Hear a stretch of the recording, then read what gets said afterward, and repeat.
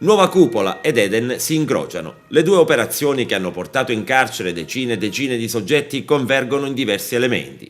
Mentre i poliziotti della Mobile Agrigentina indagavano su Leo Sutera, 63 anni, di Sambuca di Sicilia, indicato dal pentito Rizzuto che era tornato in attività, i carabinieri di Palermo indagavano per arrestare il superlatitante Matteo Messina Denaro. Sutera, per gli inquirenti, era il canale di collegamento proprio con lo stesso superlatitante. E quando asserisce il GUP di Palermo Cardamone che lo ha trascritto nelle oltre 1000 pagine con cui ha motivato la sentenza dello stralcio abbreviato del processo Nuova Cupola, dove Sutera è stato condannato a 6 anni con l'accusa di essere il capo della mafia agrigentina. A Palermo, scrive la Cardamone, Sutera incontra Cosimo Michele Sciarabba e Gaetano Maranzano, rispettivamente componente della famiglia mafiosa di Porta Nuova e responsabile della famiglia di Cruilas.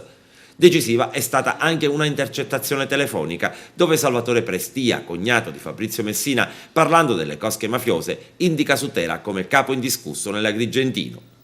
Inoltre il GUP ha ricostruito i presunti incontri di mafia che dovevano rimettere in moto il mandamento, affidando le redini al palmese Francesco Ribisi, 31 anni, uno degli ultimi rampolli della storica famiglia della città del Gattopardo. Il suo vice sarebbe stato Giovanni Tarallo di Santa Elisabetta. Cardamone li ha condannati a 20 anni ciascuno per associazione mafiosa ed estorsione.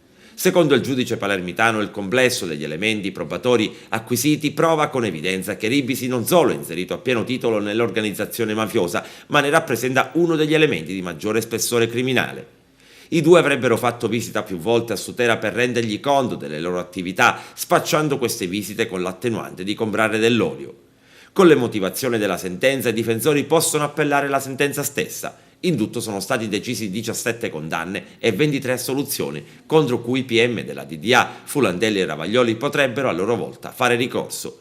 Tra gli obiettivi di Tarallo e Ribisi, quella di disegnare la nuova geografia mafiosa in provincia di Agrigento, annettendo anche Porto Empedocle, e di intimare a Fabrizio Messina, fratello dell'ultimo latitante, di farsi da parte.